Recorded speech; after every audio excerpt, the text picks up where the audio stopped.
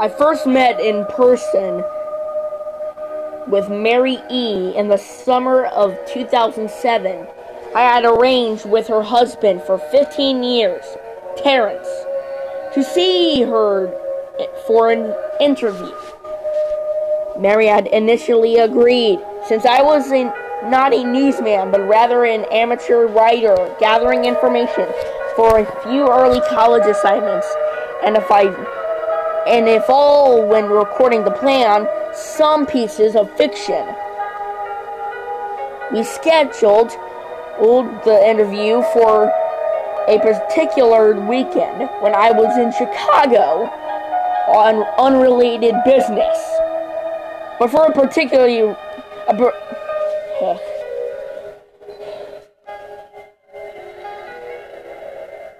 But at the last moment, Mary changed her mind and locked herself in the couple's bedroom, refusing to meet with me. For half an hour, I sat with Terrence as we camped outside the bedroom door. I listened and taking notes. Yeah, that is a grammar screw-up right there. While he attempted fruitlessly to calm his wife.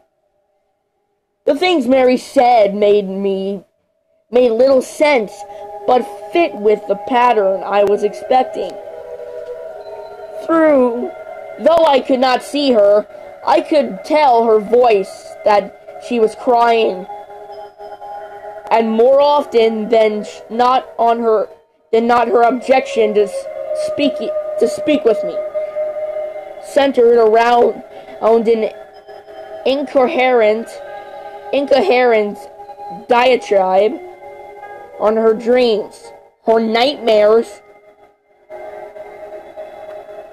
Terrence apologized profusely, and when we ceased the exercise, and I did my best to take in stride. Recall that I wasn't a reporter in search of information. Besides, I thought at the time I could perhaps find another similar case if I put my mind and resources to it. Mary E. was the SISUP for a small Chicago-based bulletin board system in 1992 when she first encountered Smile.jpg, and her life changed forever. She and Terrence had been married for only 5 months. Mary was one of an estimated 400 people who saw the image when it was posted as a hyperlink on the BBS. Though she is the only one who had spoken openly about the experience, the rest remain anonymous or perhaps dead. In 2005, when I was only in 10th grade, Smile.jpg was brought to my attention by my burgeoning interest in web-based phenomena. Mary was the most often cited... I don't know if that's how you say it, but I'm just going to say it. Mary was the most often cited victim of what is sometimes referred as Smile Dog. The being Smile.jpg reputed to display. What caught my interest was the sheer lack of information, usually to the point that that people don't believe it even exists, other than as a rumor or hoax. It is unique because though the entire phenomenon centers on a picture file, that file is nowhere to be found on the internet. Certainly, many photo-manipulated simulacra, I think it's cra, litter the web, showing up with the most frequency on such sites as the image board 4chan, particularly the I can't do that, Focus Paranormal subreddit. It is suspected these are fakes because they do not have the effect the true Smile.jpg is believed to have, namely sudden onset temporal lobe epilepsy and acute anxiety. The purported reaction in the viewer is one of the reasons the Phantom likes Smile.jpg, is regarded with such disdain since it is patently absurd. Though depending on whom you ask, the reluctance to acknowledge Smile.jpg's existence might be just as much out of fear it is out of disbelief. Neither Smile.jpg nor SmileDog is mentioned anywhere on Wikipedia, though the website features articles on such other, perhaps more scandalous websites as Hello.jpg, or any attempt to create a page pertaining to Smile.jpg is summarily deleted by any of the encyclopedia's many admins. Encounters with Smile.jpg are the stuff of internet legend. Mary E's story is not unique. There are unverified rumors of Smile.jpg showing up in the early days of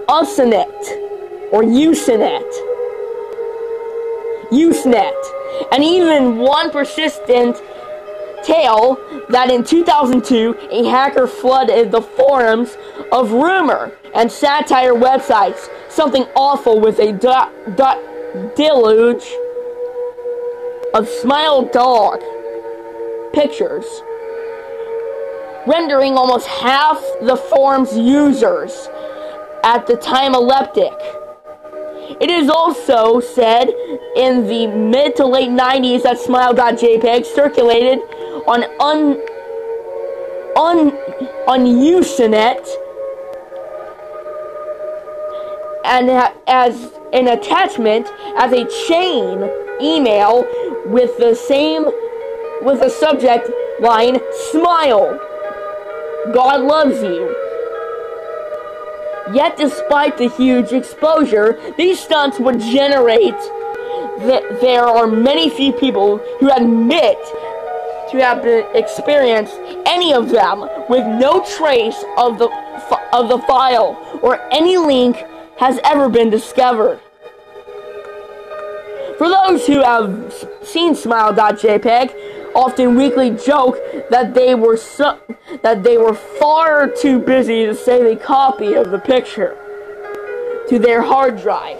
However, all alleged victims offer the same description of the photo: a dog-like creature, illuminated by the flash of the camera, sits in a dim room, the only background detail that is visible being a human hand extending from the darkness near the left side of the frame. The hand is empty, but it is usually described as beckoning.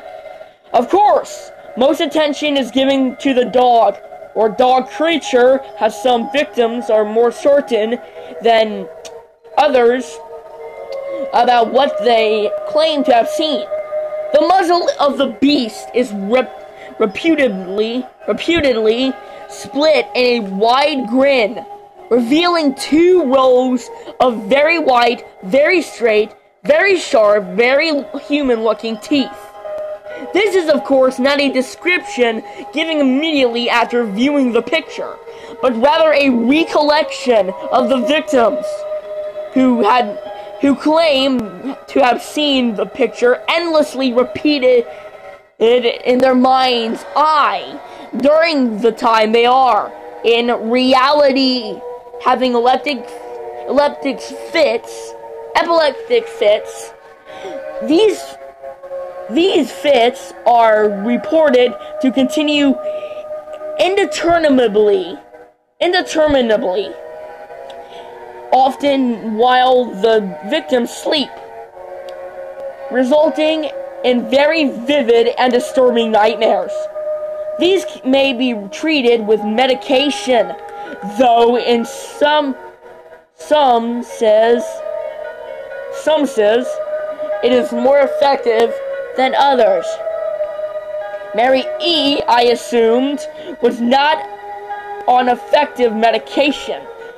That is why, after my visit to her apartment in 2007, I sent out feelers to several folklore and urban legend-oriented news groups, websites, and mailing lists, hoping to find the name of a supposed victim of Smile.jpg, who felt more interested in talking about his experiences. For a time, nothing had happened, and at length I forgot completely about my pursuits, since I had begun my freshman year of college, and I was very busy. Mary contacted me via email, however, near the beginning of March 2008. Hope you liked this video, and if you enjoyed it, well, I don't really know, but anyways, this is Cool Kid 99 signing out. Peace!